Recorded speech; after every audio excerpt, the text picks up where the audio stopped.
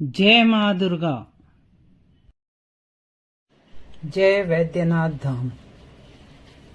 साथियों, आज हम दर्शन करेंगे वैद्यनाथ मंदिर के, जिसे बाबा वैद्यनाथ धाम भी कहा जाता है। यह 12 ज्योतिर्लिंगों में से एक है। वैद्यनाथ मंदिर का महत्व एक शक्तिपीठ के रूप में भी है। यह 51 शक्तिपीठों में से एक है जहां मां का हृदय गिरा, और इसीलिए इसे हारदा पीठ भी कहते हैं। यहाँ मां जया दुर्गा कहलाती हैं और भैरव वैद्यनाथ जी कहलाते हैं। यह भारत के झारखंड राज्य के संथाल परगना में देवघर में स्थित है।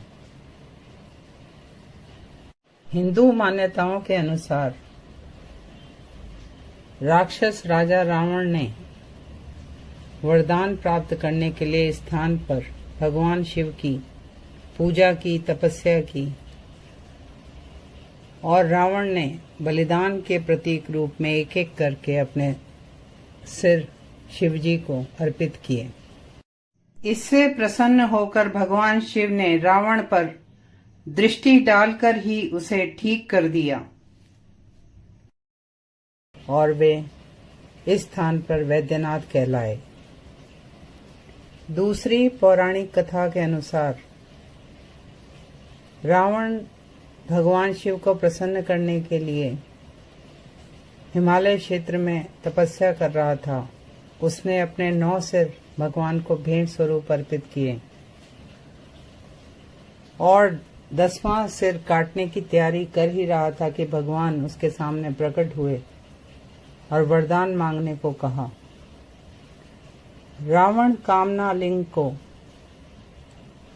अर्थात भगवान को कैलाश से लंका द्वीप ले जाना चाहता था। भगवान शिव ने सहमति तो दे दी, किंतु कहा कि यदि लिंगम को रास्ते में रखा गया तो वे वहीं स्थापित हो जाएंगे और उसे स्थानांतरित नहीं किया जा सकेगा। देवता नहीं चाहते थे कि रावण जैसे राक्षस को कामना लिंग प्राप्त हो। उनके प्रयास से रावण शिवलिंगम को लंका ना ले जा पाया, किंतु उसने शिवलिंग को हिलाने का प्रयास किया और अपने अंगूठे से दबाया। तभी से यह कामना लिंग के रूप में देवघर में ज्योतिर्लिंग स्थापित हुआ। अर्थात यह मंदिर त्रेता युग से, श्री राम के युग से पूजा जा रहा है और समय समय पे इसका पुनर्निर्माण होता रहा है। सन 1496 में गिद्धौर बिहार के राजा पूरनमल ने वैद्यनाथ मंदिर का पुनर्निर्माण कराया था। ऐसा माना जाता है कि यहाँ भगवान शिव पहली बार अरिद्रा नक्षत्र की रात को ज्योतिर्लिंग रूप में प्रकट हुए थे।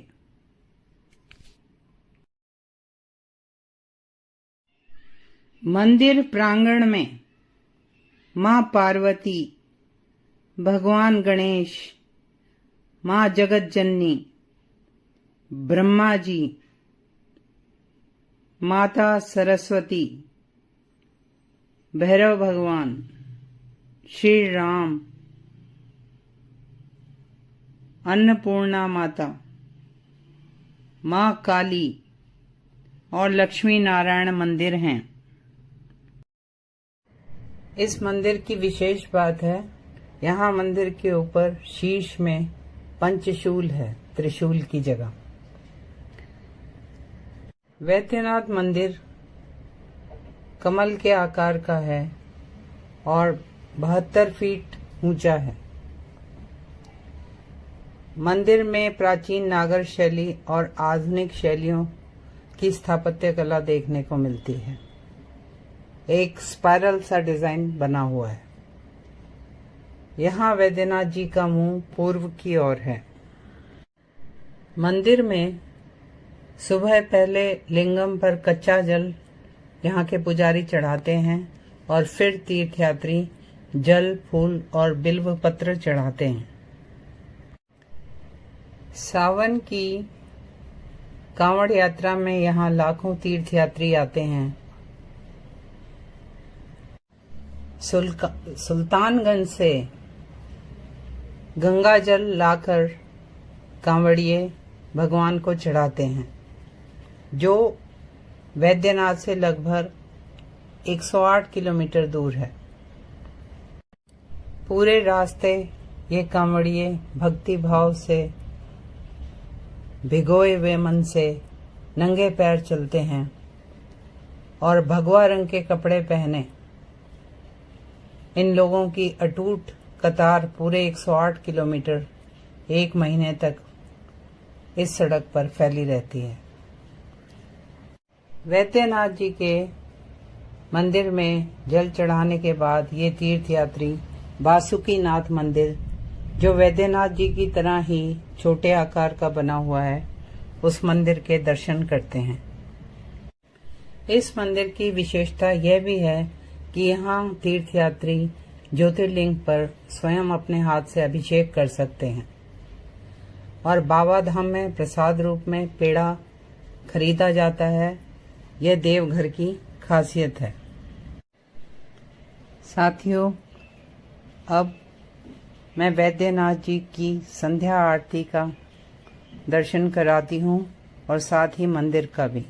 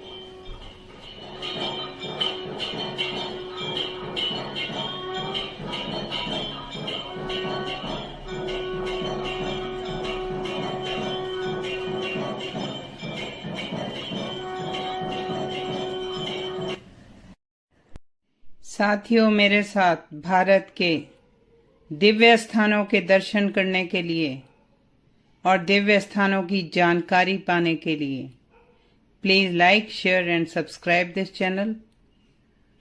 हर हर महादेव। जय मां भवानी।